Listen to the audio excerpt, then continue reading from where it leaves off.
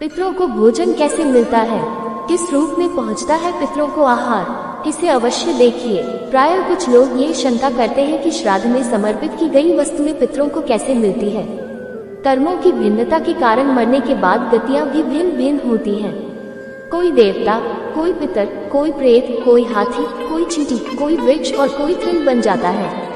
तब मन में ये शंका होती है कि छोटे से पिंड से या ब्राह्मण को भोजन करने से अलग अलग योनियों में पितरों को तृप्ति कैसे मिलती है। इस शंका का स्कंद पुराण में बहुत सुंदर समाधान मिलता है। एक बार राजा करंधम ने महायोगी महाकाल से पूछा, मनुष्यों द्वारा पितरों के लिए जो तर्पण या पिंडदान किया जाता है तो वह जल पिंड आदि तो ही रह जाता है, फिर पितरों के पास वे वस्तुएं कैसे पहुंचती हैं और कैसे पितरों को तृप्ति होती है। भगवान महाकाल ने बताया कि विष्णु नियमता ने ऐसी व्यवस्था कर रखी है कि श्राद्ध की सामग्री उनके अनुरूप होकर पितरों के पास पहुंचती है। इस व्यवस्था के अधिपति हैं अग्निश्वात। पितरों और देवताओं की योनि ऐसी है कि वे दूर से कही हुई बातें सुन लेते हैं, दूर की पूजा ग्रहण कर लेते हैं और दूर से कही गई स्तुतियों से ही प्रसन्न हो जाते हैं।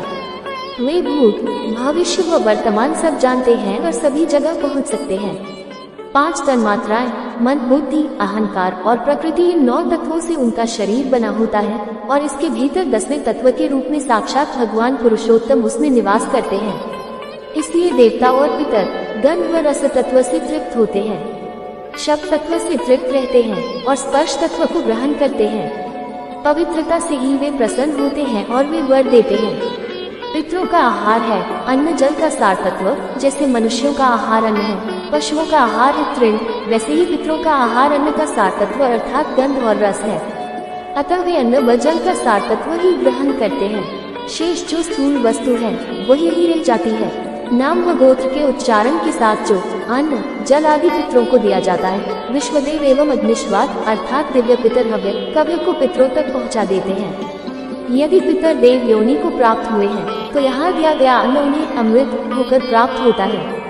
यदि गंधर्व बन गए हैं तो वह अन्न उन्हें भोगों के रूप में प्राप्त होता है। यदि पशु योनि में है तो वह अन्न तृण अर्थात घास के रूप में प्राप्त होता है।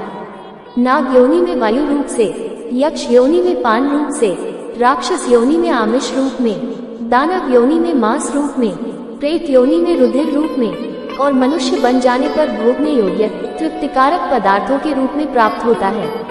मित्रों, जिस प्रकार बछड़ा झुंड में अपनी मां को ढूंढ ही लेता है, उसी प्रकार नाम, गोत्र, हृदय की भक्ति एवं देश काल आदि के सहारे दिए गए पदार्थों को मंत्र पितरों के पास पहुंचा देते हैं। जीव चाहे सैकड़ों योनियों को भी पार क्यों न कर गया हो, तृप्ति तो उसके पास पहुंच ही जाती है। श्राद्ध में आमंत्रित ब्राह्मण पितरों के प्रतिनिधि रूप होते हैं। एक बार पुष्कर में श्री राम जी अपने पिता दशरथ जी का श्राद्ध कर रहे थे। राम जी जब ब्राह्मणों को भोजन कराने लगे तो सीता जी वृक्ष की ओट में खड़ी हो गयी। ब्राह्मण भोजन के बाद राम जी ने जब सीता जी से इसका कारण पूछा तो वे बोले, मैंने जो आश्चर्य देखा उसे मैं आपको बताती हूँ। आपने जब नाम गोत्र का उच्चारण कर अपने पिता दादा आदि का आवाहन किया तो वे यहाँ ब्राह्मणों के शरीर में छाया रूप में सत्तर उपस्थित थे। ब्राह्मणों के शरीर में मुझे अपने श्वसुर आदि पितृगण दिखाई दिए, फिर भला मैं मर्यादा का उल्लंघन कर वहाँ कैसे खड़ी रहती, इसलिए मैं ओट में हो गई। तुलसी से पिंडाचन किए जाने पर पितरगण प्रलय पर तृप्त रहते हैं। तुलसी की गंध से प्रसन्न होकर गरुड़ पर आरूढ़ होकर विष्णु लोक चले जाते हैं। पितर प्रसन्न तो सभी देवता प्रसन्न। श्राद्ध से बढ़कर और कोई कल्याणकारी कार्य नहीं है और वंश वृद्धि के लिए पितरों की आराधना ही एकमात्र उपाय है।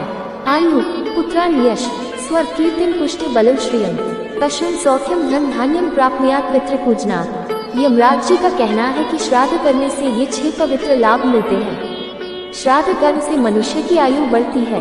पितरगण मनुष्य को पुत्र प्रदान कर वंश का विस्तार करते हैं।